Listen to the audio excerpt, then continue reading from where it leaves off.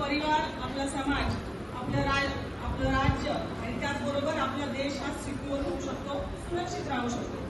जर आपला देश सुरक्षित राहिला तरच आपला देश पुढे जाऊ शकतो.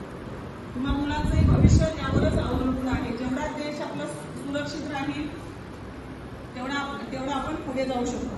तर याकरता आपण काय करायला हवं याबद्दल मी थोडक्यात तुम्हाला माहिती देणार आहे. पहिली गोष्ट आहे ती म्हणजे एकात्मता. जो हा पिक्चर आपल्याला समोर दिसत आहे की हे आहे एकात्मतेचं चिन्ह आहे. एकात्मता म्हणजे आपली युनिटी. युनिटी ही आपली स्ट्रेंथ आहे. युनिटी आपली स्ट्रेंथ आहे. जेव्हा आपल्याला टार्गेट बनवलं जातं प्रथमतः आपली युनिटी तोडली जाते.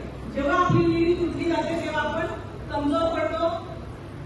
कमजोर पडल्याचा फायदा समोरची व्यक्ती घेते आणि ती व्यक्ती स्वतःच्या त्याचा मकसद जो असतो त्या मकसद मध्ये ती व्यक्ती पुरी होते. ती पुरी करते स्वतःचा जो मकसद असतो. यासाठी आपल्या युनिटीमध्ये कुठल्याही प्रकारची दरार आली नाही पाहिजे. आपल्या युनिटीमध्ये कुठेही आपण कॉम्प्रोमाइज करायचं नाहीये. आपली एकदा युनिटी तुटली की समोरच्या व्यक्तीचा फायदा होतो.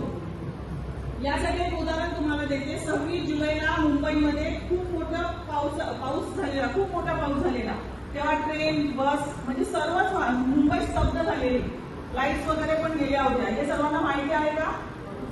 तर त्यावेळेस सगळे पब्लिक रोडवर उतरलं होतं. तेव्हा कोणी असा हा अमक्या जातीचा, फलाना जातीचा, तो असा आहे, असा गरीब आहे, श्रीमंत आहे असा कोणी विचार न करता प्रत्येक जण आपल्या परीनं जी लोक अडकली होती मुंबईमध्ये, कामानिमित्त आलेली होती, जॉबसाठी, कॉलेज स्टुडंट्स वगैरे होते, त्यांना प्रत्येक लोकांनी मदत केली होती. तेव्हा मस्जिद, चर्च, मंदिरं सर्वांसाठी खुली ठेवली होती की जेणेकरून ते जे अडकलेले लोक होते त्यांना तिथे आसरा दिला जाईल. तर ही आहे आपली युनिटी.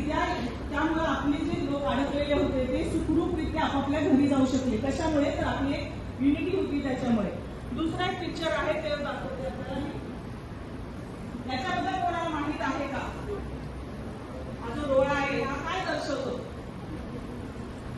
तर हा डोळा जो उघडा डोळा आहे. तर आपण आपल्या आयुष्यामध्ये उघडे डोळे ठेवून कुठेही आपण जेव्हा घराच्या बाहेर पडतो तेव्हा उघडे डोळे ठेवून आपला परिसर आहे, कॉलेज कॅम्पस असेल, काही असेल, तर आपण डोळे उघडे ठेवून जर आपल्या परिसराचं निरीक्षण केलं, आपण दुसरून जातोय तर तिथलं निरीक्षण केलं तर बऱ्याचशा गोष्टी ह्या आपल्या नजरेतून जातात.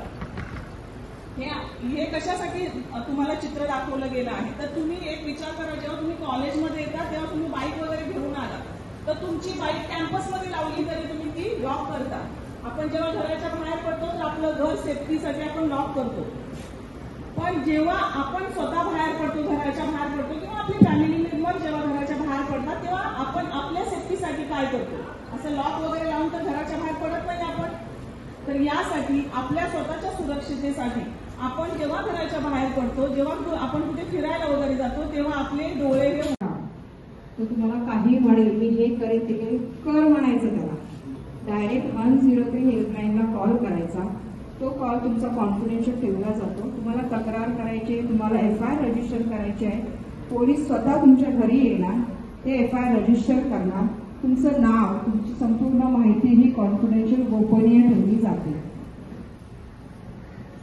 ज्यावेळी कोर्टात केस उभी राहते त्यावेळी तुमचं व्हिडिओ कॉलिंगवरती स्टेटमेंट घेतलं जातं. तुम्हाला त्या व्यक्तीच्या समोरही घेऊन जात नाही. त्यामुळे ही जी माहिती आहे तुम्हाला अजिबात माहीत नाहीये. तुम्ही काय घालवता तर जग काय म्हणेल, लोक काय म्हणेल. तुम्ही एकाला शोधात ना तो तुमच्यासारख्या 1000 मुलींना बळी करेल, हजारे लाखो मुलीचा बळी घेईल. अशा किती केसेस आहेत की अशा ब्लॅकमेलिंगला मुली अक्षरशः बळी पडतात. नाही बळी पडायचं, चूक झाली आहे ना मग ती सुधारायची. त्या चुकीसाठी आपण आपला जीव नाही गमवायचा. काहीतरी केसेसमध्ये मुली स्वतः सुसाईड करून घेतात. त्यामुळे असं करू नका. झालंय ना तुम्ही ते सांगा, बोला, व्यक्त व्हा. ज्यावेळी तुम्ही व्यक्त व्हाल त्याच वेळी कळेल ना की तुमच्या सोबत काय झालंय, काय घडलंय.